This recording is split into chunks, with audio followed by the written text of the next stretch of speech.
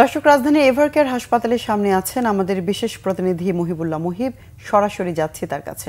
মুহিব, বেগম খালেদা জিয়ার শারীরিক অবস্থা এবং চিকিৎসা সহ সবশেষ কি তথ্য আছে আপনার কাছে, আমাদের জানাবেন।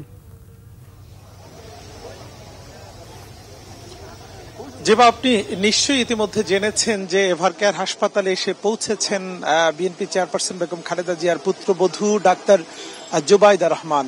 তিনি গতকাল লন্ডন থেকে যাত্রা করেছিলেন এবং ঢাকার শাহজালাল আন্তর্জাতিক বিমানবন্দরে পৌঁছার পর সেখান থেকে কিন্তু সরাসরি তিনি চলে এসেছেন এভারকেয়ার হাসপাতালে এবং 11:52 তিনি এখানে প্রবেশ করেন। এই মুহূর্তে আপনি নিশ্চয়ই বুঝতে পারছেন যে শাশুড়ির কাছে তিনি সময় দিচ্ছেন। শাশুড়ির যে অসুস্থতা, তার যে সংকটময় মুহূর্তে কিন্তু তার যে ঘনিষ্ঠ কোনো পরিবারের সদস্য হিসেবে তিনি যেহেতু এসেছেন এবং শাশুড়ির খোঁজ খবর নিচ্ছেন, তার সার্বিক চিকিৎসার তদারকি করছেন। তিনি নিজেও যেহেতু একজন চিকিৎসক, ইতিমধ্যেই কিন্তু তার চিকিৎসায় যুক্ত হয়েছে চায়নার থেকে আসা মেডিকেল টিম, একই সঙ্গে ইউকে থেকে একটি বিশেষজ্ঞ মেডিকেল টিম কিন্তু ইতিমধ্যেই বাংলাদেশে এসেছেন। তারাও কিন্তু এখানে বেগম খালেদা জিয়ার চিকিৎসায় সার্বিক তদারকি করছেন।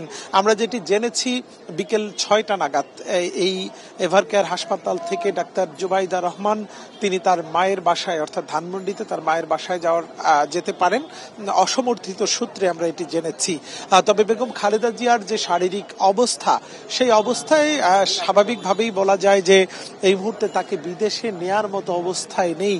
গতকালকে পর্যন্ত কিছুটা উন্নতি থাকার কারণে দলের পক্ষ থেকে এবং বিশেষ করে খালেদা জিয়ার এই চিকিৎসার পুরো বিষয়টি তদারকি করছেন বিএনপির ভারপ্রাপ্ত চেয়ারম্যান তারেক রহমান। তিনি মূলত সিদ্ধান্ত নিয়েছিলেন যে তাকে লন্ডনে নিয়ে তার চিকিৎসা করাবেন, কিন্তু চিকিৎসকদের যে পরামর্শটি ছিল সেটি আসলে অবস্থার কিছুটা অবনতি হওয়ার কারণে কিন্তু এই মুহূর্তে তাকে সেখানে নেয়ার মতো অবস্থায় নেই, যে কারণে কাতার আমিরের যেই বিশেষায়িত বিমান, সেই বিমানটি এসে কিন্তু পৌঁছেনি।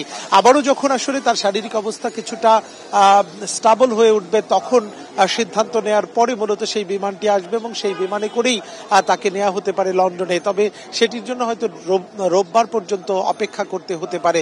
তো রোববারের আগে যে তাকে দেশের বাইরে নেওয়া হচ্ছে না, সেটি কিন্তু স্পষ্টই আসলে অনেকটাই স্পষ্ট হয়েছে। তো এই ছিল আমার কাছে এভারকেয়ার হাসপাতালে বেগম খালেদা জিয়ার চিকিৎসার সার্বিক পরিস্থিতির তথ্য। মুহিব, বিস্তারিত জানালেন, ধন্যবাদ আপনাকে। প্রয়োজনে আবারও যোগাযোগ করব।